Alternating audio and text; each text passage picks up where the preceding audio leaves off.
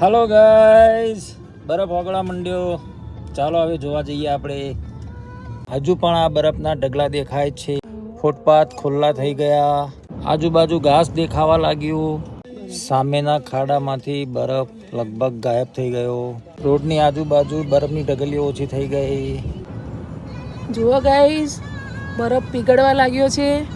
આજે અમે ફરવા નીકળ્યા છીએ। હવે ધીમે ધીમે પીગળવા લાગશે।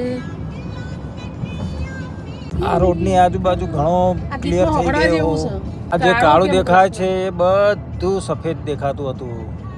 આ સાઈડોમાં 3 થી 4 ફૂટ બરફ હતો, હવે ઘાસ દેખાવા લાગ્યું। અહીંયા હજુ પણ બરફ છે કારણ કે ત્યાં તડકો નથી। અહીંયા પણ બરફ છે, તડકો ઓછો અડે છે। આ સ્ટ્રીટમાં પણ બરફ દેખાઈ રહ્યો છે।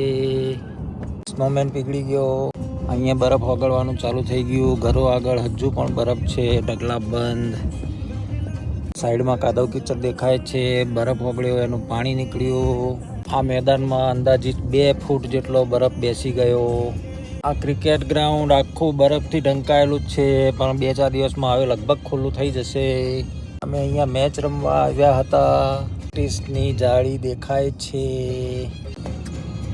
જોરદાર।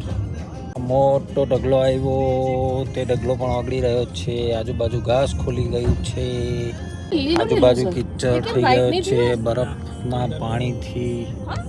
સાઈડમાં બરફ ઓગળીને પાણી જમા થયેલું છે। આ બધું પાણી બરફનું છે, ઓગળેલા બરફનું પાણી।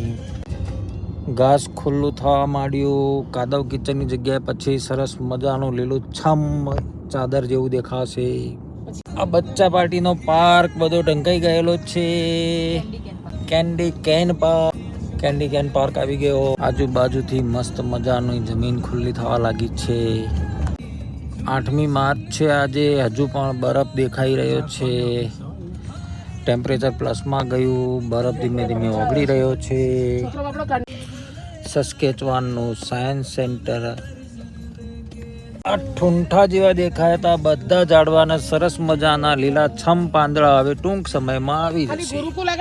આ બધા જ ઝાડ હવે લીલાછમ થઈ જશે। કોઈએ ટ્રાફિકનો નિયમનો ભંગ કર્યો લાગે છે। દાદાએ એમને રોક્યા લાગે છે।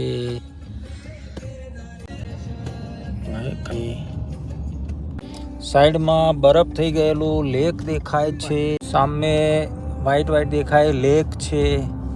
આખા લેકનો બરફ થઈ ગયેલો છે। લેકમાં વચ્ચે થોડું પાણી ઓગળ્યું છે।